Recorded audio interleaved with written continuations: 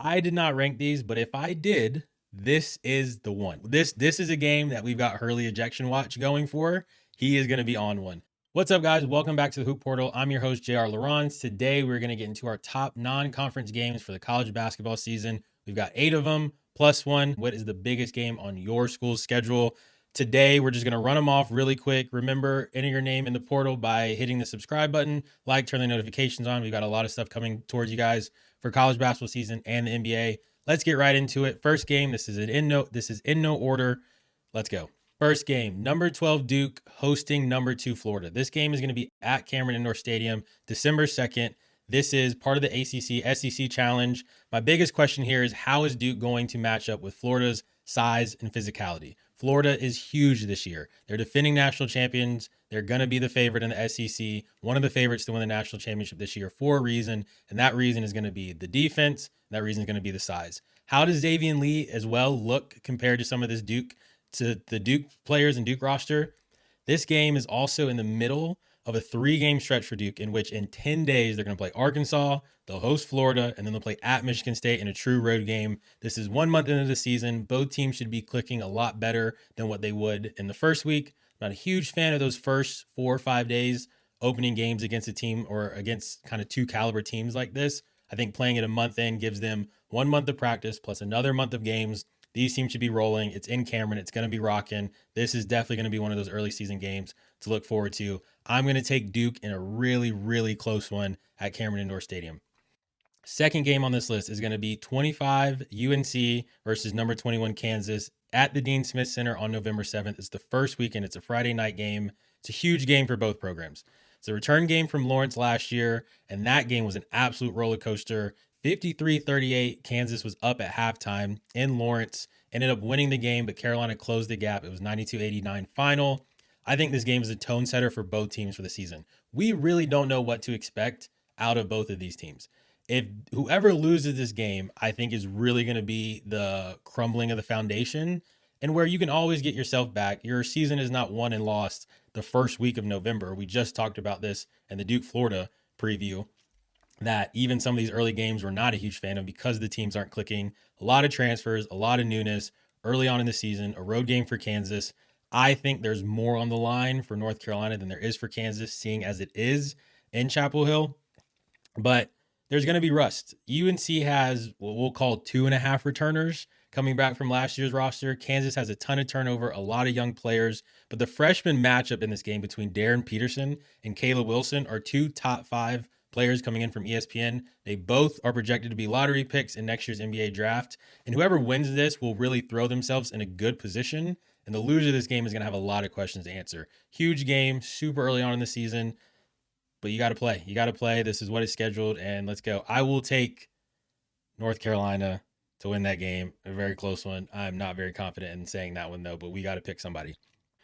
Number 3, Kentucky and St. John's in Atlanta. This game is December 20th. Again, it's later towards the back end of the non-conference. Both teams should absolutely be rolling on all cylinders as long as they're healthy. The matchup of Jalen Lowe trying to figure out this St. John's physicality, players like Ian Jackson in this game. It's going to be a really good game. We should have a good idea by this point of what both teams are and the play style that they want to do. St. John's has non-conference games of Alabama, Iowa State, Baylor. Kentucky's got Louisville, North Carolina, and Gonzaga. This game to me is going to be more so about coaching and who is able to establish a game plan and which players are able to execute that and who wins. I think there's a bit of time frame for both teams going into this game. Both coaches will have time to prepare. Both teams should be rolling as long as everybody's healthy. Straight up, the rosters are really good. I think St. John's is a little bit better than Kentucky, but I'm really curious to see how Mark Pope and that team works against that talent of St. John's. The game's going to be in Atlanta, which is a pretty good neutral site. Will St. John's fans travel? We know Kentucky fans will. That's going to be a good one. I'm going to take Kentucky in that one. Number 4, shout out to the Pacific Northwest. We're going to go with 19th ranked Gonzaga versus Oregon, who's been ranked in some polls and not in the other. The game's going to be in Portland. This is a huge game for the Pacific Northwest and true hoop fans of the West Coast. It's the first time they played each other since 2019. Gonzaga won that game by a point in overtime, which I think this was like the Bad Boy Mowers, like a Battle for Atlantis tournament pre-COVID. This game featured players like Drew Timme and Peyton Pritchard. there's not a ton, like there's stuff to look for this game, but I think for any of us who've ever spent time in the Pacific Northwest or on the West Coast, understand these two basketball programs.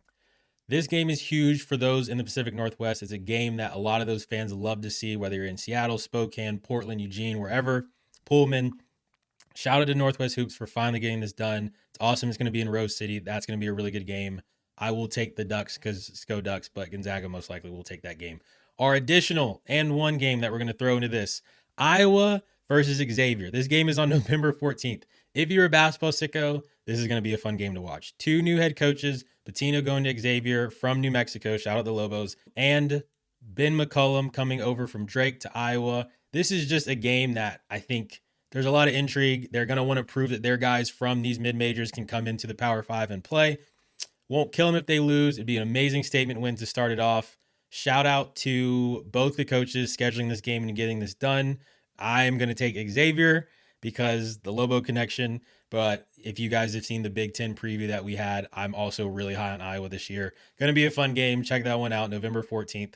Let's get back to the original tops. Number 4, UCONN versus BYU.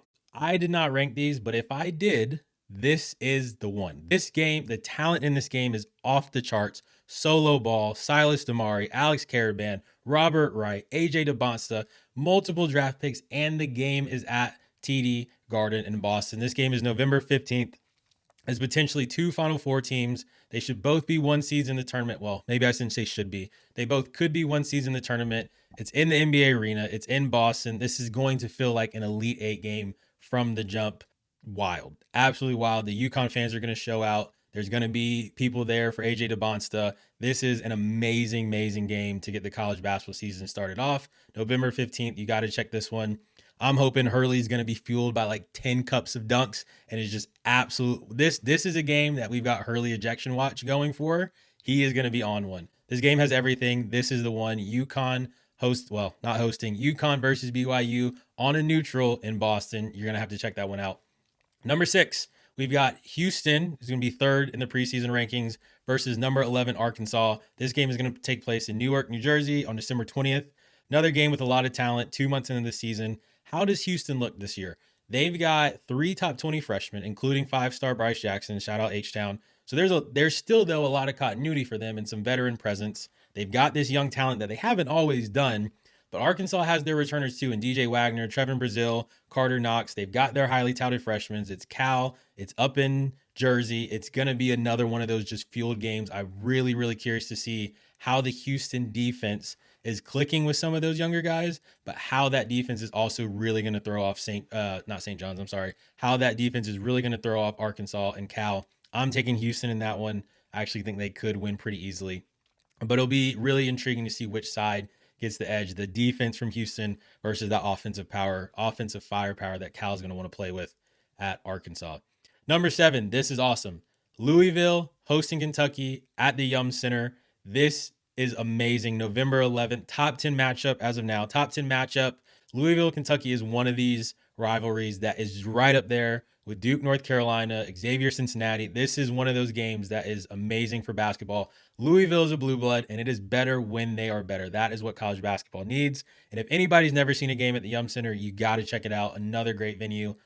Pat Kelsey's got a great route for this season. They should be top 3 in the ACC. Could be 1 or 2 even. I wouldn't be surprised if they win it. Should be a second weekend team in March.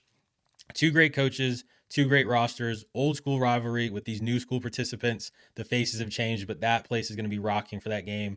Last game, Purdue at Alabama in Tuscaloosa, November 13th. Purdue has the opportunity to make a statement and show the rest of the country how serious and how good of a team they are this year. They're the overwhelming favorite to win the national championship and believe to have the best roster. If Matt Painter can't get it done with this group, who knows if he's ever going to be able to get it done. This team has everything it needs to win a national championship. It's a true road game in November. Credit to them for going to play this. I know I take the piss a lot out on the Big Ten, but this is actually really, really good by them and really good by their top player in the conference. It's a physical matchup that should favor Purdue. Won't kill them if they lose, but it would be an amazing statement to get that win. I also want to shout out Alabama for their non-conference this year. They've got St. John's, Purdue, Illinois, Gonzaga, and Arizona all on the schedule this year. It's a really tough non-conference. Nate Oates is going to have that team ready to go. Really, really intrigued by what Alabama is going to look like this year. So real quick, break it down one more time. Duke, Florida at Cameron, Carolina, Kansas in Chapel Hill, Kentucky, St. John's in Atlanta, Gonzaga in Oregon, Gonzaga versus Oregon in Portland, UConn, BYU in Boston, Houston, Arkansas in Newark, Louisville versus Kentucky at the Yum Center, and then lastly, Purdue at Alabama. And our +1 is going to be Iowa versus Xavier on November 14th. Get in the comments. Let me know which game you guys are most excited for. Check out the other videos on the channel. Enter your name in the portal by hitting that subscribe button. We've got to 1,000 guys. Thank you so much for your support. Please keep growing with us. This channel is about you. We want more and more discussion with you guys. We'll have watch alongs for probably most of these games. Really excited for the season to get going. Thank you guys. We'll see you on the next one.